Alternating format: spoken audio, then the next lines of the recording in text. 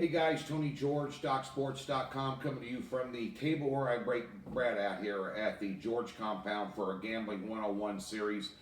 How to bet the NBA. A lot of guys have reached out. How have you been successful in the NBA? What are some of your tips? Obviously, we don't give them all away, but I'll give you 4 or 5 little simple bullet point guidelines to help you be a lot more successful in the NBA. And one of the main things is less is more. I say this all the time because I'm not a high volume sports bettor. I'm not a high volume handicapper. I don't put out 8 or 9 plays a day. Never have, never will, because it's death to smoochy. The bottom line is this, especially early on in the NBA, you have a lot of the same faces in different places. In 2018, you have 9 new head coaches. There's a lot of scheme changes. There's a lot of pace changes. There's a lot of different things going on between teams. To develop some chemistry, to give you some solid statistical data that you can use, that you can count on once they establish and gel as a team. So early on, take it easy. Pace of play is one thing I look at, and just to boil it down in layman's terms for you, slow-paced teams against fast-paced teams. Those slow-paced teams who are plotters that play good defense, play in the half-court set, have a distinct advantage over fast-paced teams who are very uncomfortable in a half-court type setting. Especially those teams are attractive, those slow-paced teams, if they are an underdog. So you want to take a look at those. The other thing, too, is there's huge line swings in the NBA. And this should come as no surprise. The reason we put out plays at 11 o'clock in the morning at DocSports.com for the NBA is the fact that you want to get the best line, and we're handicapping at a line. Remember, in any sport, you're betting numbers, you're not betting games. Thing about the NBA, the lines, especially on totals, from opening line to tip-off can swing 3 or 4 points. Do you want to go over 214 or do you want to go over 218 later in the day?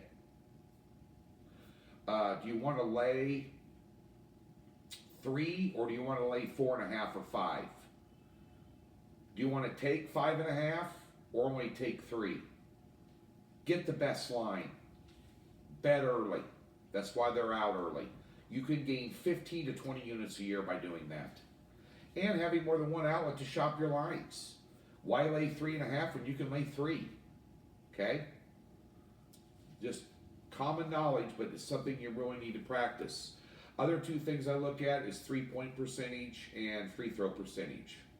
Always, if you're taking a team, you always want to make sure they have better percentages. Something I always look at. And remember, teams are cyclical. There's 82 games in a season. You want to look at recent form, meaning the last 5 to 7 games, usually the last 5 games. Just like Major League Baseball, just like with 162 games, NBA half that many, but still 80-some games. Teams get into ruts. They get into good cycles and they get into bad cycles. So you want to average the statistics, free throw percentage, rebounds, 3-point percentage, field goal percentage, bench points, this, that, and the other. You want to average all those out over, say, the last 5 games and take a look at teams in recent form. There's one other quick point. Always look at bench points. Teams with deeper benches that produce more bench points have a better chance of covering numbers or either taking or laying. So always look at the bench point scoring.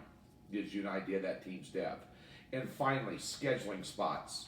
Scheduling spots basically means this. Teams going from east to west. You want to start looking to go against those teams, even if they're really good teams, even if they're the Celtics or the Raptors from the east, when they're out on the west coast, even when they're playing the Kings and, the Clippers. You want to start looking to go against them if they're laying numbers of over 3 or 4 points when they're on the road playing their 3rd or 4th game in 6 or 7 days. Vice versa. Even if the Warriors are on the road playing the Grizz, they're laying 9 at the Grizz and it's their 5th road game in 8 days on the opposite coast. You want to look to fade those teams. You always want to look at the scheduling spot. Who's on deck? Maybe they are maybe the Warriors on the road in the 3rd game out of 5 days on an East Coast road swing. And they're playing the Grizz and they're laying 9. It's not as attractive as if it's a 5th game, but if they have Toronto or Boston on deck. So you always want to look ahead at those scheduling spots. Use these tips and these will help you in your NBA betting. Be sure to get over to DocSports.com. Check us out there. Some great NBA handicappers, including moi. I hope these tips help you this NBA season.